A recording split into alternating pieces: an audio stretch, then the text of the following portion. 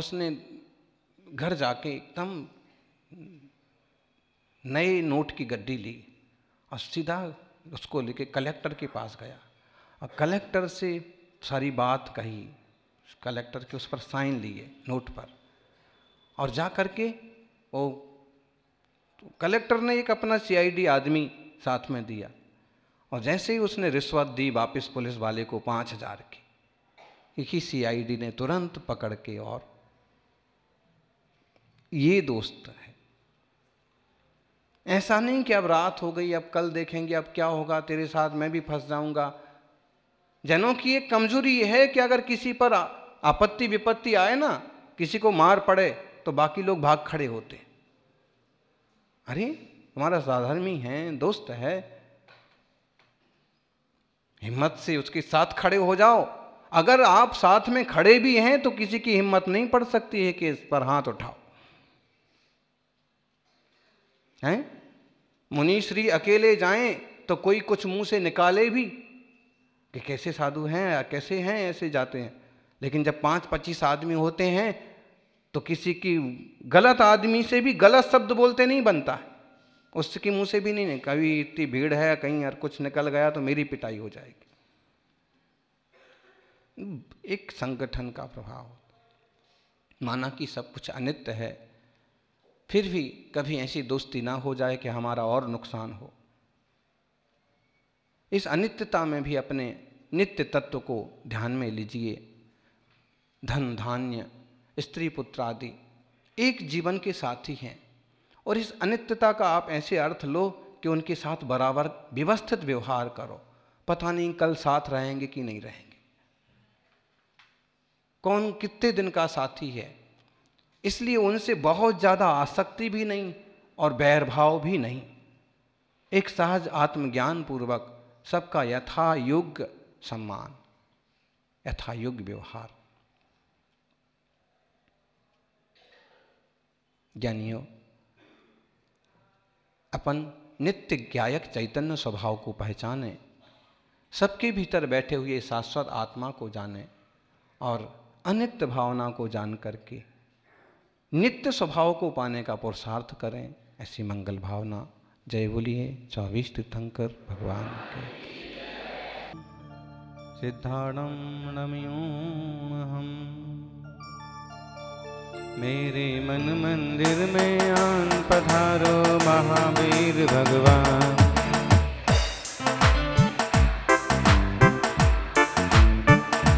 मेरे मन मंदिर में आन पधारो महावीर भगवान।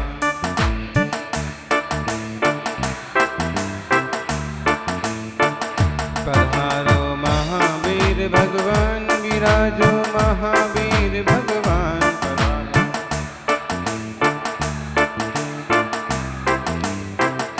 पधारो महावीर भगवान, विराजो महावीर भगवान।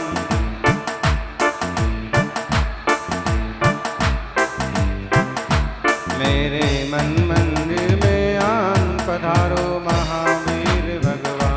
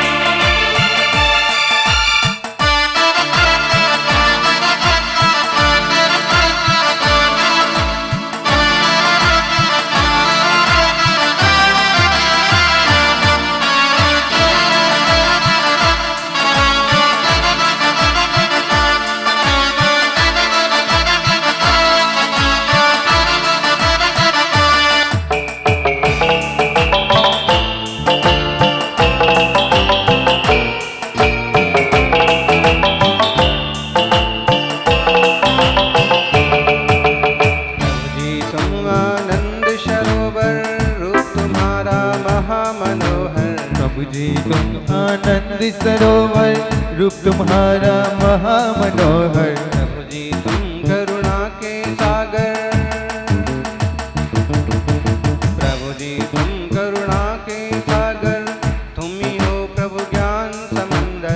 प्रभु जी तुम करुणा के सागर, तुम ही हो प्रभु ज्ञान समुंदर। हो जाए सबका कल्याण, पधारो महावीर भगवान, मेरे मन मंदिर में आन, पधारो महावीर भगवान, मेरे मन मंदिर में आन, पधारो महावीर भगवान, मेरे मन मंदिर में आन, पधारो महावीर भगवान, मेरे मन मंदिर में आन, पधारो महावीर भगवान, मेरे मन मंदिर में आन, पधारो महावीर भगवान।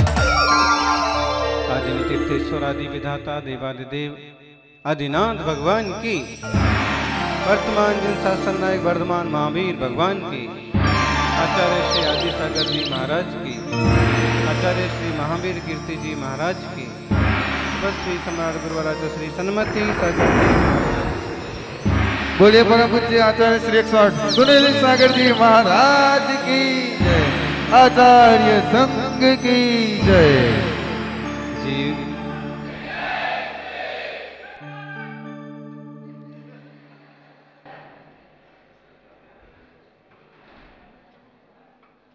ए चिराग जिंदगी का, ए चिराग जिंदगी का, बुझ जाए जलते जलते, बुझ जाए जलते जलते।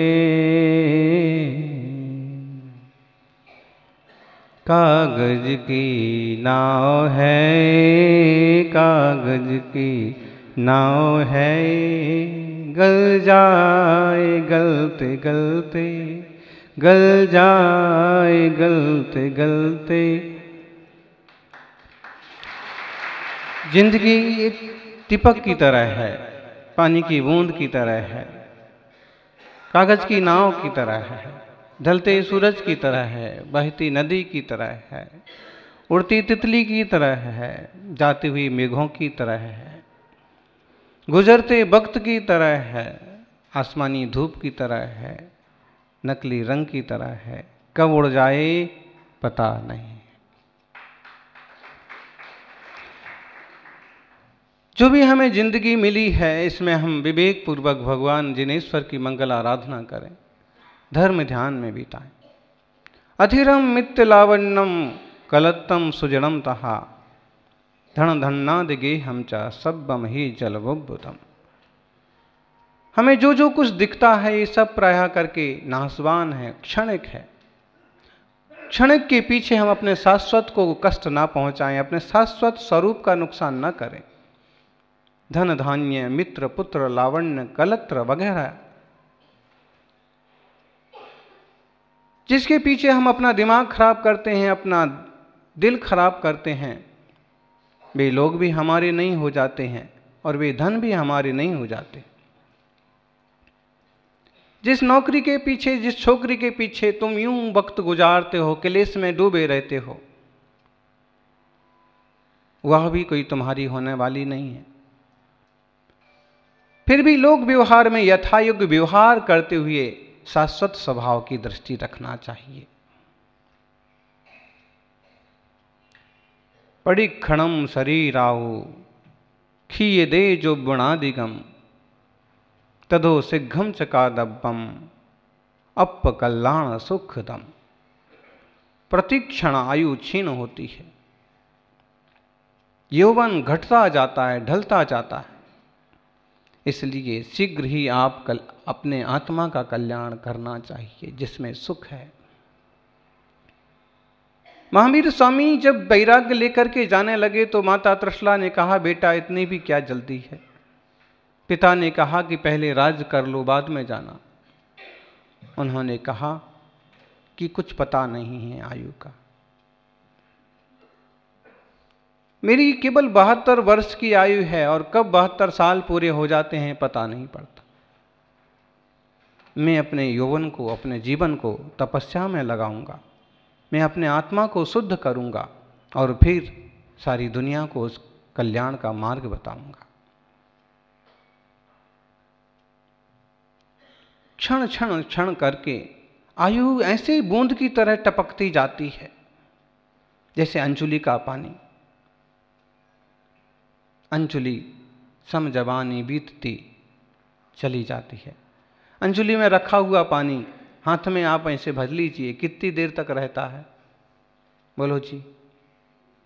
एक अंजुलि पानी आप कितनी देर पकड़ के रह सकते? क्षण भर। बहुत अच्छे से संभालोगे तो 5 मिनट, बहुत अच्छे से संभालोगे तो 5 मिनट, नहीं तो एक एक बूंद करके वो गिरना ही गिरना है, जाना ही जाना है।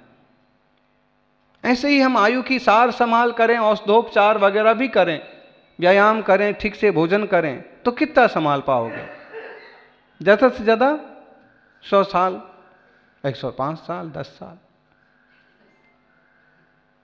कोई कोई जीव, कोई कोई भाग्यवान सम्यक आचार विचार वाला कर लेता है कदाचित 100 पार, नहीं तो आजकल तो 50-60 हो गए तो बहुत हो गए।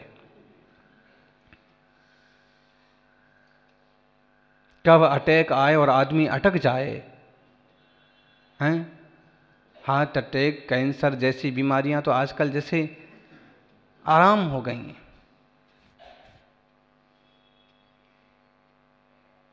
घर से निकला है सुबह व्यक्ति, शाम तक घर वापस आएगा, उसका भी कोई ठिकाना नहीं है। कहाँ, किस तराहे पर, किस चौराहे पर कौन सी घटना घट जाए। रेल में बैठा है तो कोई सुरक्षित नहीं है, पता नहीं आतंकवादी कहाँ विस्फोट कर दें। हवाई जहाज से यात्रा कर रहा है तो जमीन पर आएगा कि नहीं आएगा। हम अगर नश्वरता की तरफ से विचार करें तो सच में बहुत नश्वर है। और अगर हम यूं भी बात करें कि नहीं नहीं मेरी तो आयु 70-80 साल की पूरी है, ठीक है, तो भी 70-80 की ही तो है, कोई असंख्यात वर्ष की तो आयु है नहीं, और कोई अमर होकर के तो आए नहीं। ऐसे में इस जाते हुए यौवन में, जाते हुए जीवन में आत्मकल्याण करो। वर्धमान ने उत्तर दिया, माता मेरा जीवन कोई बहुत बड़ा नहीं है, मैं आत्मकल्याण करूंगा। हे पिता, मुझे राज नहीं करना, मैं तो अपने आत्मा का राज करूंगा, दुनिया के हृदय पर राज करूंगा। दुनिया के शरीर पर शासन करने से कुछ भी उपलब्धि नहीं होती है। मैं खुद को निखारूंगा और फिर दुनिया को भी संसार से तरने का मार्ग दिखाऊंगा। सचमुच सपने की तरह है यह जिंदगी। राजा जनक का नाम सुना, महाराज ने रात्रि को सपना देखा, बड़ा विचित्र सपना देखा।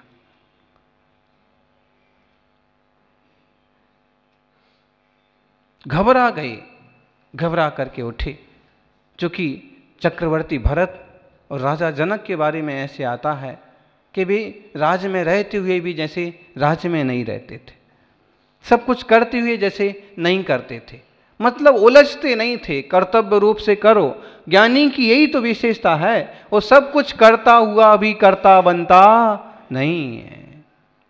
कर्तव्य और कर्तृत्व बहुत अंतर है। अपना कर्तव्य करो, कर्ता मत बनो। घबरा करके नींद टूट गई, उठे, पास में खड़े हुए अंगरक्षक पानी लेके आए, सम्राट को संभाला। आंख खोल के जब उन्हें देखा तो सब ठीक है, सब सुरक्षित हैं, अच्छे से सैनिक लोग उनकी रक्षा में खड़े हैं, दीपक जल रहा है, लेकिन उसके बाद नींद आई नहीं। सोच में पड़ गए। कभी कभी ऐसा भय वाला सपना आता है कि आप डर जाते हैं और फिर नींद भी नहीं आती, नींद भी गायब हो गई। उठे, भगवान जिनेश्वर का मंगल स्मरण किया, आत्मा का थोड़ा सा चिंतन किया। मैं ज्ञायक चैतन्य आत्मा शाश्वत हूं, जो कुछ होता है सब होता है, लेकिन मेरे स्वरूप में कुछ गड़बड़ नहीं होता। स्नान करके, राज मुद्रा धारण करके राजसभा में शानो शौकत के साथ पहुंचे, सिंहासन पर बैठे। सबसे पहले पहुंच गए। सभासद भी देख करके परेशान, महाराज तो थोड़ी देर से आते हैं, आज क्या बात हो गई?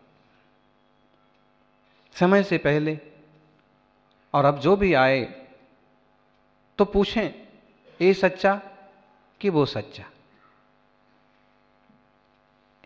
ये सपना सही कि वो सपना सही।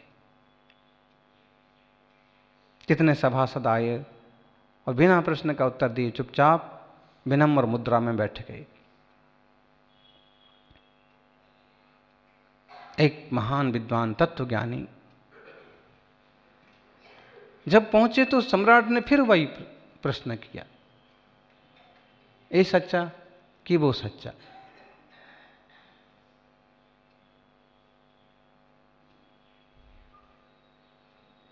ये सपना सच्चा कि वो सपना सच्चा? तत्वज्ञानी ने कहा, प्रभु ना ये सच्चा ना वो सच्चा, ना ये सपना सच्चा ना वो सपना सच्चा। वो जो आपने देखा है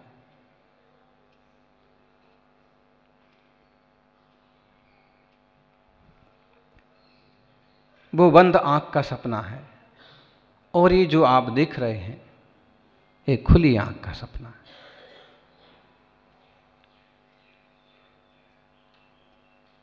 कृपया करके आपका सपना बताइए। उन्हें अपना सपना बताया। मैंने देखा कि किसी राजा ने हमारे राज्य पर आक्रमण कर दिया है और उसकी शक्ति इतनी ज़्यादा बढ़ी हुई है कि हम सब हार गए, त्रस्त हो गए, सैनिक मारे गए, कितने भाग गए, यहां तक कि मुझे भी भागने की नौबत आ पड़ी। मैं भी भाग खड़ा हुआ, ऊबड़ खाबड़ जमीन से, जंगलों से भागता हुआ कैसे भी अपने प्राण बचाना चाहता था। और दिन भागा, रात भागा, दिन रात भाग करके देखो, प्राण बचाने के लिए कभी कोई पशु भागता है, पंछी भागता है, तब आप देखो प्राण क्या होते हैं।